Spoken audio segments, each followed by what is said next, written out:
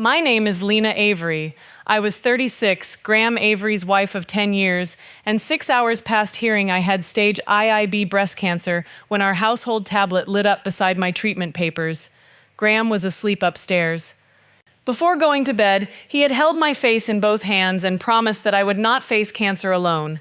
Then a message appeared across the tablet screen from a woman named Celia.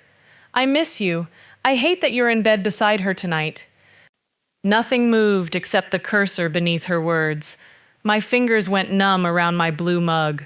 The coffee was cold, but my stomach rolled as if I had swallowed it boiling. I read the message again, hoping fear had rearranged it into something crueler. It had not. That was how I learned my husband was cheating, the same day I learned there was a tumor in my breast and cancer in one regional lymph node. I heard him breathing through the bedroom floor. I could have gone upstairs and demanded every answer before sunrise. I did not. The question was not whether I loved him enough to forgive him. It was why, with my body shaking and the proof glowing before me, I let him believe I knew nothing. Before I tell you what I did, subscribe to the channel, turn on the notification bell, and like the video. If you have ever had to stay calm long enough to protect yourself, you already understand why telling this story matters. To explain my silence, I need to take you back to 6 hours earlier, when Graham and I were sitting in Dr. Nisha Patel's office, waiting for my biopsy results. The room was cold enough that the examination paper crackled when I shifted. Graham sat close, one knee touching mine. On the intake sheet near Dr. Patel's computer, his name occupied the same lines it had since our wedding: spouse, emergency contact, person authorized to receive information. Dr. Patel folded her hands on the desk. She had the careful stillness of someone who knew that the next sentence would divide a life into before and after. "The biopsy confirms invasive ductal carcinoma," she said. "It is HER2 positive. Based on the imaging and the lymph node biopsy, this is stage IIB. One regional node is involved." I stared at a diagram of a breast on the wall behind her. The colors were soft pink and blue, absurdly gentle. "Has it spread?" Graham asked. "We found no evidence of distant spread on the staging scans," she said. "That is important, but this is serious, and we should begin treatment promptly." I heard serious more clearly than anything else. Dr. Patel explained that I would receive chemotherapy with HER2-targeted therapy before surgery. Neoadjuvant, she called it. The drugs would treat my body and let the team measure the tumor's response. She did not promise a cure or speak as if uncertainty were failure. "You do not have to remember everything today," she told me. "We will give you written information, and we will go through each decision again. But I need you to think about reliable transportation, support after infusions, and who should speak for you if you cannot speak for yourself."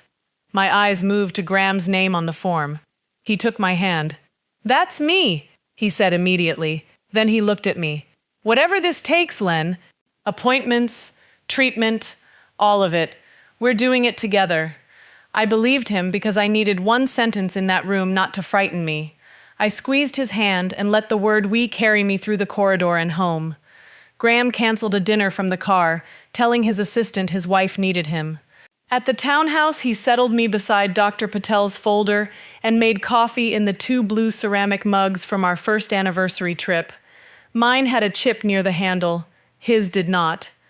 "I'll make a calendar tonight," he said. "Once we have the schedule, I'll block everything." "Your travel too?" "Especially the travel." His phone lay face down beside his mug, a habit I had always read as politeness. I asked whether I should call Simone. Graham said we could wait for more details, and I was relieved to postpone becoming real in my sister's worried voice. By 9, exhaustion had taken him upstairs. I stayed at the table, rereading one paragraph about infusion side effects. Our household tablet was beside the folder because I used it for bills and our calendar. Graham had connected his account months earlier, allowing messages to synchronize. I opened no hidden app and guessed no password. Celia's message simply appeared. After reading it, I touched the notification and found a conversation that was already open to me. I told myself I needed context. The first screen removed any innocent explanation. There were hotel references, kisses written out in words, and a message from Graham about missing the smell of her hair. A photograph showed their hands touching across a restaurant table. His wedding ring was visible. I scrolled only far enough to establish time. 7 months earlier, after a regional conference, Celia had written that she had never felt so guilty or happy. Within weeks, they were arranging nights around Graham's travel. Later, he called our marriage finished in every way that matters and promised to leave after his next promotion cycle. My cancer had not caused the affair. It had merely interrupted his preferred exit date. The newest exchange had begun while Graham and I were driving home from oncology. Celia, you said this month. Are you changing your mind? Graham? No. I just can't do it now. Celia, because you love her? The pause between those messages had been 23 minutes. I imagined him beside me in the car, making a solemn sound when Dr. Patel's office called to confirm another appointment. Graham, because leaving my wife while she has cancer would make me look like a monster. Let me get her through the worst part. Then we can finally start our life. I stopped scrolling. Those words did more damage than the hotel references. He was not staying because I was terrified or because 10 years had awakened his loyalty. He was staying so others would believe he was loyal. My illness was a public relations problem he intended to manage. I took screenshots of the visible messages and saved the dates with my personal records. Then I set the tablet down. I did not search for more. Gathering facts can become volunteering for fresh injury, and I already knew enough. Upstairs, a floorboard creaked. My pulse thudded beneath my jaw. I pressed both feet to the tile and named what was true. I had cancer. Treatment needed to begin soon. I did not know how sick chemotherapy would make me when I could not drive, or what I might need if the marriage fractured that night. I pictured waking him. He would deny, explain, cry, promise to end it, and turn mourning into an emergency about us. Treatment calls, work leave, transportation, consent forms, the mortgage, all could disappear beneath his need to prove he was not a bad man. I refused to let his crisis outrank mine. Staying silent for a few days would hurt, but handing him control of the days before treatment could cost me far more than hurt. So I gave my silence an order and a limit. First, I would protect treatment. Second, I would build support that did not depend on his promises. Third, I would learn what I could lawfully protect in our finances and shared home. Then, before my first infusion, I would tell him what I knew and what would happen next. That decision steadied my hands, but it did not make me strong enough to carry it alone. If I kept the truth only inside my own head, strategy could become the same isolation I had practiced for years. I picked up my phone and called Simone. My sister answered on the fourth ring, her voice thick with sleep. Lena, what happened? We had not spoken about anything more intimate than birthdays and work schedules in months. I almost told her I had called by mistake.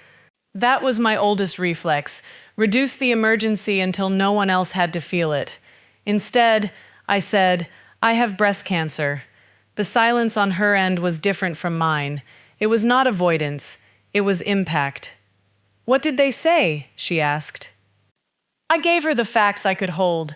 Stage IIB, HER2 positive, 1 node, no distant spread found, treatment before surgery. I'm coming over. There's something else. My voice broke on the last word. Graham is having an affair. It started 7 months ago. I found the messages tonight. Simone inhaled sharply. Wake him up. I'll be there in 20 minutes, and he can explain it to both of us. No. Lena, he does not get to sleep upstairs after... I know what he doesn't get.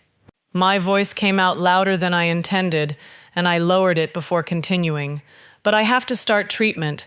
I need to know who can drive me, who can make decisions if I'm sick, what happens with work, and what I'm legally allowed to do before he turns this into a fight about his intentions. So you're protecting him again. The accusation hurt because an older version of me had earned it. No, I said. I am protecting the part of my life he does not get to destabilize. I'm not asking you to agree with my silence forever. I'm asking you to help me keep the orders straight. Simone was quiet long enough that I heard her moving, a drawer opening, keys striking a counter. Tell me the order, she said. Health, support, legal advice, then Graham. And what do you need from me tonight? It was the question I had spent years making sure nobody had to ask. I looked at the stairs, the tablet, the 2 blue mugs, and Dr. Patel's folder. Then I let myself answer without apology. I need you to come. I'm on my way. For the first time since Dr. Patel said cancer, I was not the only person carrying the truth. Building the circle. Simone arrived 28 minutes later wearing sweatpants under her winter coat, her hair tied with what looked like a shoelace. When I opened the door, she studied my face as if cancer might already be visible there. Then she pulled me against her so quickly that my forehead struck her shoulder. "Ow!" I whispered. "Sorry." She loosened her arms without letting go.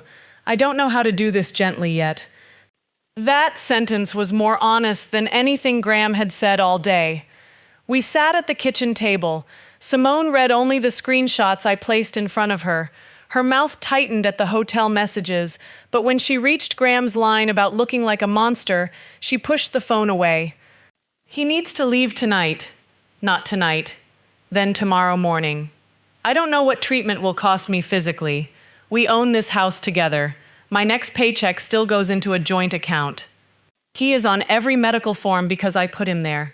If I confront him before I replace what I thought he was going to do, I'm letting his reaction set the conditions." Simone stood and paced to the sink. "You always do this. You make the emergency neat enough for everyone else. And you always make a decision before I finish asking for help." The words landed between us with 3 years of neglected phone calls behind them. Simone turned. For a second I thought she might defend herself. Instead, she returned to the table. "You're right," she said. "I'm scared, and taking over makes me feel useful. Tell me what staying out of the driver's seat looks like. Help me find the road. Let me choose where it goes." She nodded. "All right. But if I think you're disappearing inside this plan, I'm going to say so." "You should." We spent the remaining darkness listing questions rather than pretending we had answers.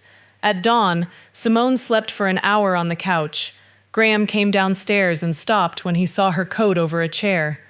I told him I had called her about the diagnosis. It was true, though incomplete. He looked relieved by the explanation. Simone emerged from the living room, accepted the coffee he offered, and did not expose him. That restraint cost her enough that the mug shook once against its saucer. She kept her promise anyway. 2 days later, Graham said a sales meeting could not be moved, so Simone attended my appointment with Ruth Ortega, the oncology social worker. Ruth placed a blank treatment calendar on the desk and asked who would drive me to infusions. "My husband," I answered automatically. Ruth did not write his name. "Every infusion?" I looked at Simone. "I don't know." "Who can stay the first night after treatment? Who can pick up prescriptions if the plan changes? Who can bring food you might tolerate? Who can cover transportation when the first person gets sick, has work, or simply needs rest?" Each question opened another white square on the calendar. I had thought support meant identifying the person who loved me most. Ruth treated it as a system that had to survive ordinary human limits. "I can handle meals," I said. "I can freeze things ahead." "Lena," Simone began. Ruth raised a hand slightly. "Before you answer for her, ask what kind of help she wants." Simone looked annoyed for half a second, then looked at me. "Do you want me to listen, help solve this, or tell you what I think?" No one had ever offered me those choices so plainly. "Help me solve it." We divided the calendar by task. Simone could attend major appointments and the first infusion, but her elementary school office could not function without her every treatment day. Priya Shah, the coworker who had covered for me through the biopsy, could provide 2 rides and coordinate a meal list. A neighbor could collect groceries when asked. The cancer center had transportation backup. Ruth added counseling and a 24-hour clinical number because care was not only casseroles and car keys. Then she turned to the forms in my file. "Your husband is listed as emergency contact and the person you want consulted if you cannot make a medical decision. Is that still your choice?" The question hurt more than I expected. 10 years of marriage had been reduced to a line I could revise with a pen. "No." I said. Simone's anger disappeared. Before you put my name there, tell me what it requires. Ruth explained the responsibility in plain language. Simone would need to understand my wishes, answer calls, and respect my choices even when fear made her want something else. She asked whether Simone could accept those limits alongside her work and her own life. I can, Simone said. Then she turned to me, and if I can't cover something, I will tell you early. I won't promise everything and fail quietly. I replaced Graham's name with hers as emergency contact and completed the healthcare proxy designation. I did not feel triumphant. I felt as if I were acknowledging a death no scan could show. At work, Priya closed the registrar's office door while I explained the treatment schedule. She did not tell me to be brave. She asked which deadlines frightened me most. Together, we documented my projects, arranged protected medical leave, and submitted the short-term disability paperwork. My health insurance came through the college, so treatment did not depend on remaining Graham's wife. That fact gave me room to breathe, though reduced income and a mortgage ensured independence would not be effortless. The Employee Assistance Program referred me to Dana Brooks, a family law attorney. I met her without Simone because I needed to hear my own questions in the room. Dana listened to the chronology, then said, "Preparation is lawful. Punishment disguised as preparation is where people create problems. I don't want to empty anything. Good. Photograph current balances. Gather mortgage, tax, debt, insurance, and retirement records you already have a right to access. You may route future wages into an individual account and protect your personal credit. Do not hide assets. Do not remove his access to joint money without advice. And because the townhouse belongs to both of you, you cannot simply change the locks." She explained temporary financial restraints, a separation petition, and a written occupancy agreement under which Graham could stay elsewhere voluntarily while bills and access were formalized. Nothing she offered would make me rich or erase uncertainty. It would keep panic from making decisions for me. Over the next week, I copied lawful records, opened an account for future wages, changed passwords on my personal email and credit, and left our joint accounts untouched. Dana prepared papers but did not file them. Ruth's calendar gained names. Simone learned to ask, listening, action, or advice. Sometimes my answer was only, sit here. By the end of the second week, I had a medical circle, leave from work, documented finances, legal counsel, and a date for my first infusion. I still woke beside a man who believed his title made him indispensable. Every form I changed proved that titles could be reassigned. Every night I did not confront him reminded me what that proof cost. His second choice, Graham, spent those weeks performing the role I had quietly removed from him. He created a family group text called Lena's Treatment Team and wrote updates in the first-person plural. We meet the surgeon Friday. We start treatment next Thursday. We are staying positive. Relatives answered with hearts and called him wonderful. He cooked dinners, researched nausea remedies, and left a new blanket on the couch. None of those gestures was imaginary. That was what made living beside him difficult. He could perform individual acts of care while preserving a deception that made genuine care impossible. I gave him openings that were ordinary enough not to be traps. One evening I asked, "Are you happy with us?" He looked up from his face-down phone. "Where is that coming from? Cancer makes vague things feel urgent." He reached across the table. "We've had a hard couple of years, but we're solid. You don't need to question us now."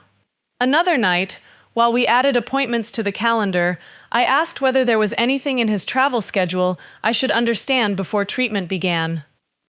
"No secrets," he said. "I'll move whatever needs moving." I stopped looking at his phone. It no longer contained an answer I lacked. The unanswered question was whether he would choose truth without being cornered. The final treatment planning appointment became that test. Dr. Patel's team would confirm my drug schedule, review infection precautions, and require the name of the person taking me home. Graham placed the appointment in his calendar himself. "I will be there," he said. Nothing outranks this. On the morning of the appointment, he wore his charcoal work suit. I stood at the counter holding a piece of toast that tasted like paper even before treatment had begun. "Why are you dressed for work?" "I'll change after one call." 20 minutes later, he came into the bedroom with his car keys. A client installation failed. They're threatening to cancel the regional contract. I have to meet them. "You said nothing outranked today?" "This keeps my team employed, Lena." "I hate the timing, but Simone knows the center now. I'll call you the second you finish." He kissed my forehead. I did not turn away. I wanted him to feel the exact weight of the promise he was breaking. Simone collected me 10 minutes later. She saw the empty passenger seat, tightened her hands on the steering wheel, and asked, "Listening, action, or advice?" "Drive." At the center, I confirmed the first infusion, reviewed the fever threshold that required an immediate call, and signed consent with Simone beside me. Dr. Patel did not ask why Graham was absent. She asked whether the plan in front of her was dependable. For the first time, I could answer yes without lying. When we returned to the townhouse, the tablet displayed a new synchronized message. "Celia, I thought you couldn't see me before her treatment." "Graham, I had to see you. After her first surgery consult, everything got real." Celia, "And us?" Graham, "Still real. Give me until treatment settles. I booked the place by the river for today because I owe you a date that isn't stolen between meetings." His client emergency had a reservation and a river view. I had believed some thin strip of our history might force him toward confession once mortality entered the house. Instead, cancer had given him better language for delay. He had made a new choice after he knew the diagnosis, after he promised the appointment, and after I gave him room to speak. I forwarded the screenshot to the secure folder Dana had told me to maintain, then called her office. "File the petition," I said. "Prepare the temporary occupancy agreement. I'm telling him tonight." Dana reviewed what would happen next. No lock change, no emptied account, no surprise public scene. Graham could read the proposal, call counsel, and choose Malcolm's house while the arrangement was formalized. Simone would remain nearby but out of the conversation. I checked the treatment calendar. Rides were assigned. My leave was approved. Simone's name appeared on the medical forms. My future wages were protected, the joint balances documented, and the first infusion was 4 days away. For 2 weeks, silence had kept Graham from making his guilt the center of my treatment. Now continuing to stay silent would protect only him. The marriage ends before treatment begins. Graham returned shortly after 7 carrying restaurant leftovers he claimed a client had ordered. Simone's car was parked 1 block away. She had my spare key, Dana's number, and strict instructions not to enter unless I called. I asked Graham to sit at the kitchen table. The 2 blue mugs were in the cabinet above him. His phone went face down by habit. "I know about Celia," I said. His hand remained on the phone. "Celia from marketing? The woman you have been sleeping with for 7 months. The woman you promised to leave me for. The client emergency you met by the river today." Color drained from his face. "Lena, whatever you saw, do not begin by making the evidence negotiable." He leaned back. "It was not 7 months physically. It started as talking. Things between us had been distant for a long time. You were free to tell me that. You were not free to make decisions for both of us while I believed we were married in the same way. I was going to end it. Then you got sick. You told her you stayed because leaving a wife with cancer would make you look like a monster." He closed his eyes. "That message sounds horrible without context. The context is a hotel, 7 months of lies, and the appointment you missed today. I stayed here. I canceled work. I have been taking care of you. You have been earning credit for care you planned to withdraw once it looked safe." His fear sharpened into irritation. "How long have you known?" "Since diagnosis day. You watched me for 2 weeks? You let me sleep beside you while you built a case?" There it was, my silence becoming the emergency. I spent 2 weeks making sure chemotherapy did not depend on your honesty. Simone is now my healthcare proxy and emergency contact. My leave, rides, meals, and work coverage are arranged. I have legal counsel. A separation petition is being filed. He stared at me. You changed your medical forms without telling me? They concern my consent. You lost authority when you proved your reassurance could not be trusted. You are in shock. Cancer is making everything feel final. Let me end it with Celia, and we can get through treatment before we make permanent decisions. I am not postponing my safety to preserve your timing again. I slid Dana's proposed occupancy agreement across the table. It kept the mortgage and utilities funded, protected access to necessary belongings, and asked him to stay with Malcolm temporarily while counsel formalized separation. He did not touch it. You're throwing me out 4 days before chemotherapy. I cannot legally throw you out, and I am not pretending I can. I am asking you to agree to leave tonight. If you refuse, the attorneys will address occupancy. But you will not remain here as my husband or caregiver. His eyes filled. The tears were real, which did not make his argument true. I love you. Then you should have trusted me with the truth before I had to protect myself from your love. He called Malcolm from the hallway. His brother did not defend him or ask me to reconsider. An hour later, Graham signed an acknowledgement that the arrangement was temporary, pending advice.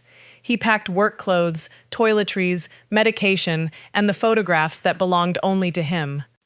At the kitchen cabinet, he reached for one of the blue mugs, hesitated, then took the unchipped one. I did not smash mine or demand that he leave it. A shared object had become 2 possessions. That was all. At the door, he said, I will still come to the infusion if you want me. I don't. After he left, Simone came in and found me sitting on the floor beside the unopened leftovers. She did not say I had won. She sat beside me until I could admit that the quiet sounded like the end of my marriage. 4 days later, treatment began anyway. Treatment without the marriage. The infusion center smelled faintly of antiseptic and warmed plastic. Pumps clicked in uneven rhythms behind pale curtains.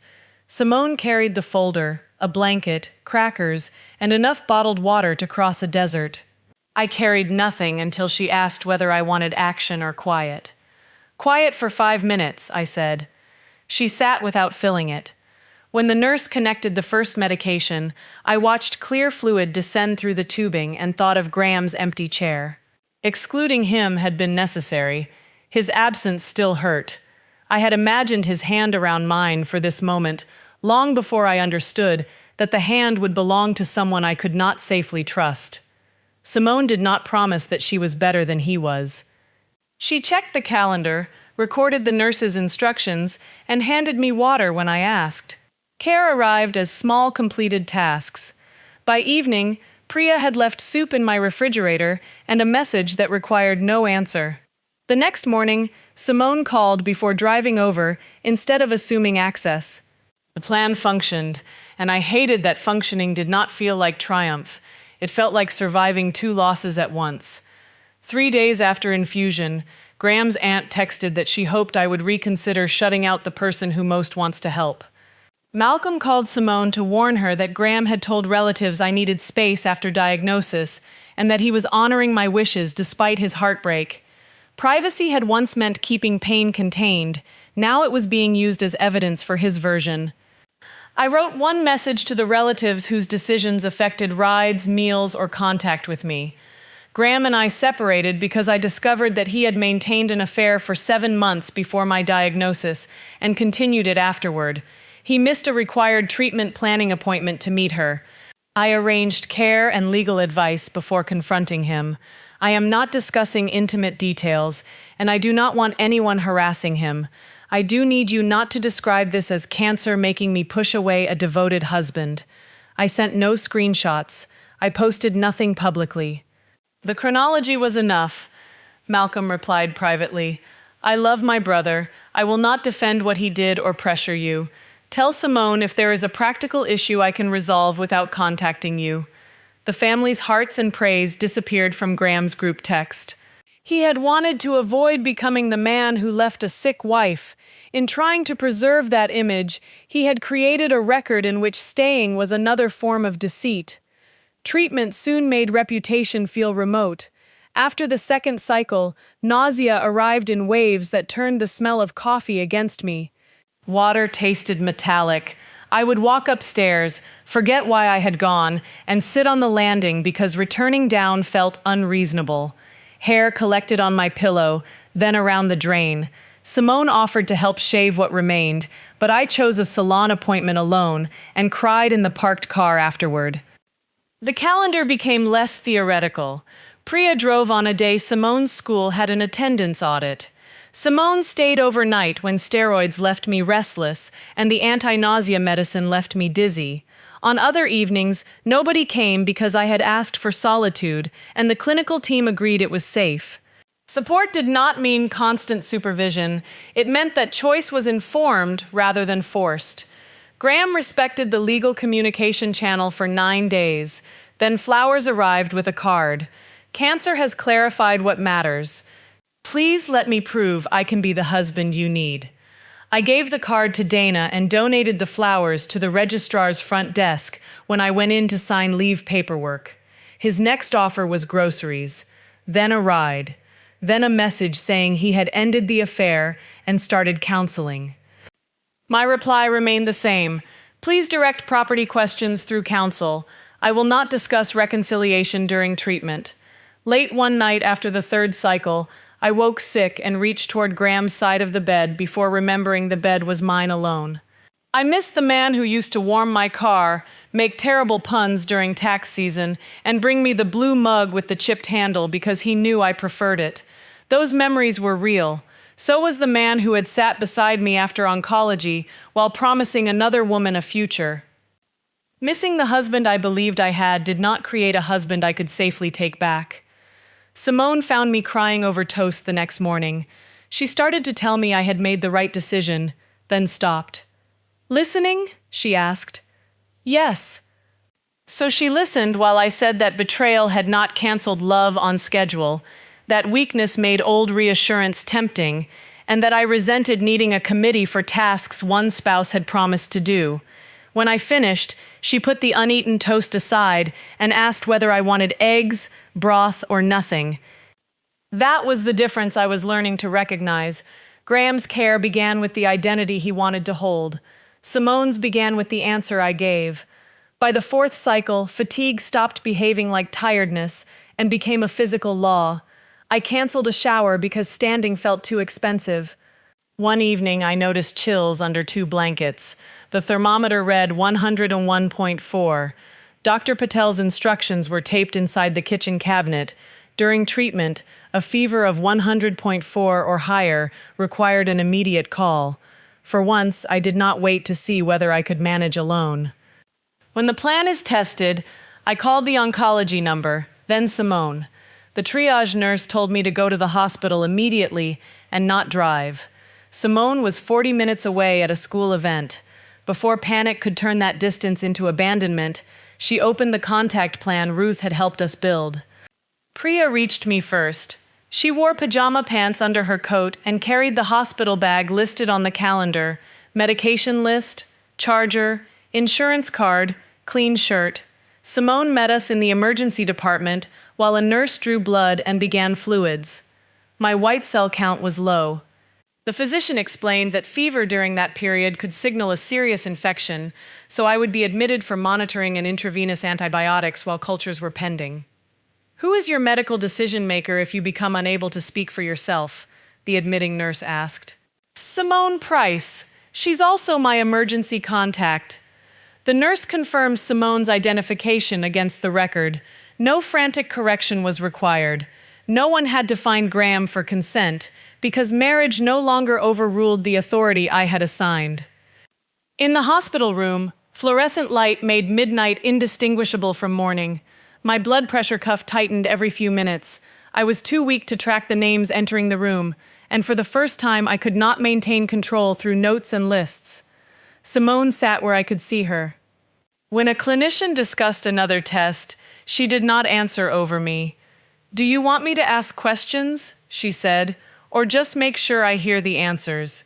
Hear them, I can decide. Later, when fever blurred the edges of the room, I asked her to speak. She knew what I wanted because we had discussed it when I was well enough to be precise. Priya returned to my apartment, placed food in the freezer, updated the 2 people assigned to that week, and canceled a delivery that would have spoiled outside. Those were small actions. Together, they prevented illness from becoming chaos. Graham learned about the admission from Malcolm after a relative mentioned the changed meal schedule. He arrived the next afternoon and told the front desk he was my husband. The word did not open the door. Simone came to my room. He wants to see you. You can say no. He also asked the nurse whether he should be receiving updates, and she told him the record lists me. Part of me wanted him to feel every inch of that boundary. Another part saw the cruelty in using a hospital bed as a stage. Tell him I'm stable, they're giving antibiotics, and the team will call if that changes. I said, no visit. She relayed exactly that. Graham sent one message through Dana asking for 5 minutes at my bedside. He wrote that whatever happened between us, he could not bear being excluded when my life might be at risk. I answered through Dana, my condition does not restore authority you lost through deception. You have received the update I authorized. Do not return unless invited. His fear could be genuine. It was still not a claim on me. The fever eased after 2 nights. Cultures did not reveal a dangerous bloodstream infection, but the admission had been necessary, and my treatment team adjusted support for the next cycle. When I went home, I allowed Priya to unpack my bag and Simone to change the sheets. I did not apologize once. A week later, Dana forwarded Graham's formal request to reconsider our separation before mediation. His earlier note had claimed he ended the affair. Now he admitted Celia had. Once secrecy was gone, she had expected him to choose their future immediately.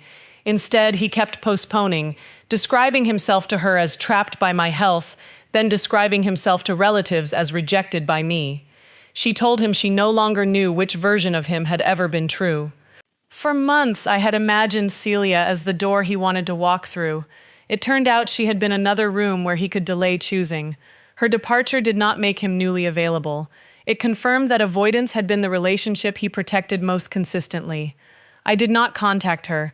I did not thank her or forgive her. I instructed Dana to continue. Then I returned to treatment with lower expectations of my body and greater trust in the people around it.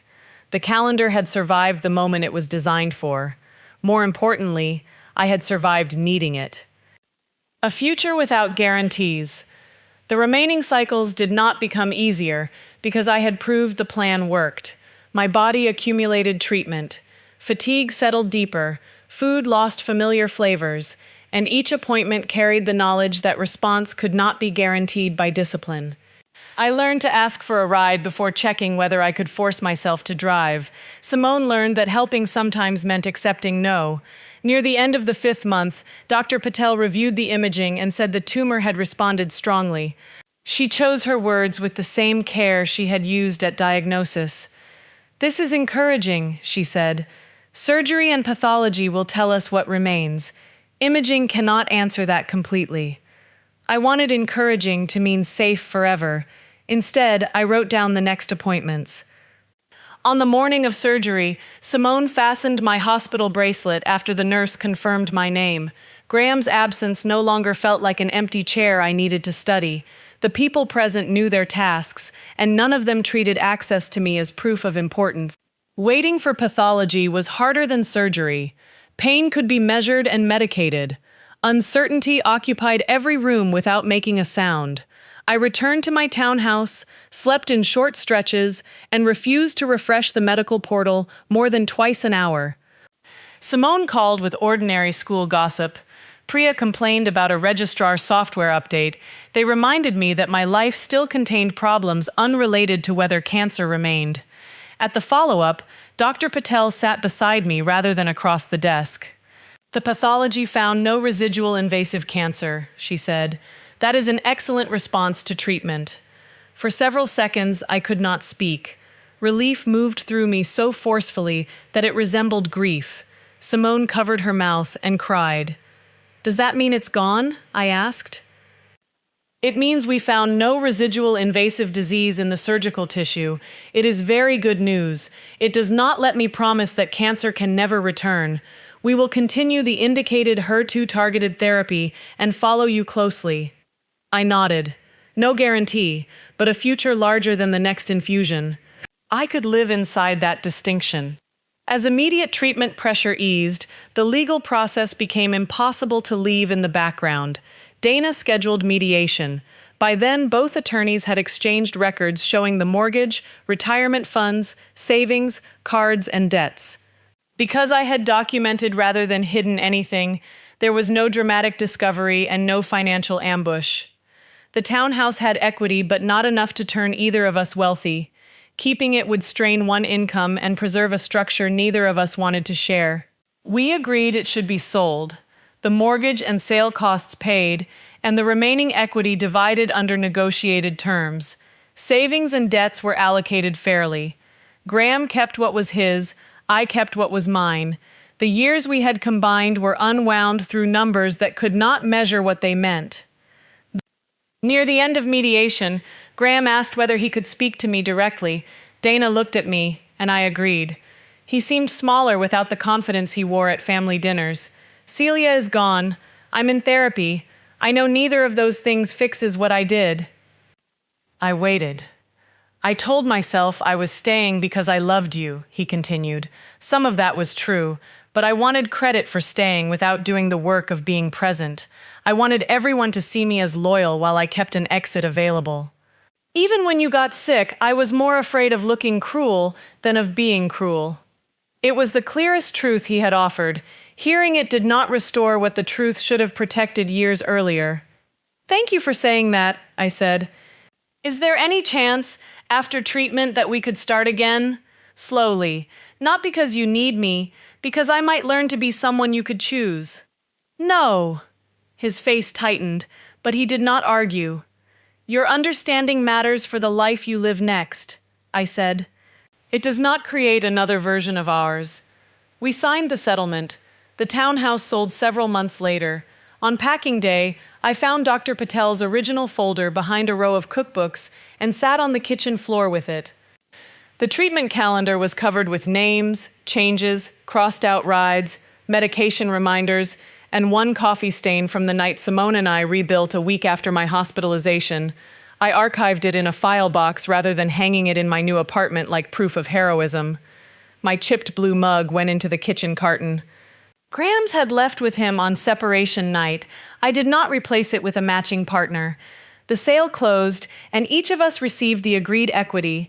I moved into a smaller apartment with sunlight in the kitchen and enough room for a table that extended when people visited. The divorce became final after the required legal period. Graham and I exchanged one last procedural email, then contact stopped. I returned to the college gradually. Priya gave back my projects without turning recovery into a test of gratitude. Some afternoons, fatigue still decided when I went home. Counseling helped me notice how often I began requests with an apology. I practiced deleting the apology while leaving the request. 18 months after diagnosis, I sat in another examination room completing another form. My hair had grown back in a texture I did not recognize. Follow-up tests showed no current evidence of invasive disease, but every appointment still awakened the old fear before reason could answer it. Emergency contact, the form said. I wrote Simone Price. This time the line did not represent a crisis decision made against Graham. Simone and I had discussed whether she still wanted the responsibility. She had said yes, with the same promise she had made at the beginning. If her limits changed, she would tell me before I needed her. Trust was not a permanent title. It was an agreement we kept renewing honestly. That evening, Simone and Priya came to my apartment for dinner with two others who had taken turns during treatment. Nobody made a speech about survival. Priya argued that registrar software was designed by people who hated registrars. Simone told her she sounded like a conspiracy theorist. I laughed hard enough to forget, briefly and completely, to measure how my chest felt. Mismatched mugs covered the table. My chipped blue one, a yellow cup Simone preferred, a heavy college mug Priya had brought from the office, and 2 others collected without ceremony. Everyone placed their phones aside openly because conversation had become more interesting, not because anyone was managing what could be seen. After dessert, Simone stood and began gathering plates. My first impulse was to say, "Sit down, I've got it." The words reached the back of my teeth and stopped. I was tired. They loved me. Neither fact canceled my authority. "Can you clear the table?" I asked. "I'll pack the leftovers." "Action," she said with a smile. "Action." Priya carried the mugs to the sink. I let her. Simone dried them, and I returned to the unfinished story Priya had been telling. Cancer had not made me fearless, and betrayal had not made me self-sufficient. I still lived with surveillance, scars, grief, and a future nobody could guarantee. But I no longer confused silence with peace, marriage with care, or need with surrender. Around that ordinary table I was supported without being controlled, known without making myself smaller, and loved without pretending I required nothing. When Simone asked for a towel, I handed it to her and stayed where I was.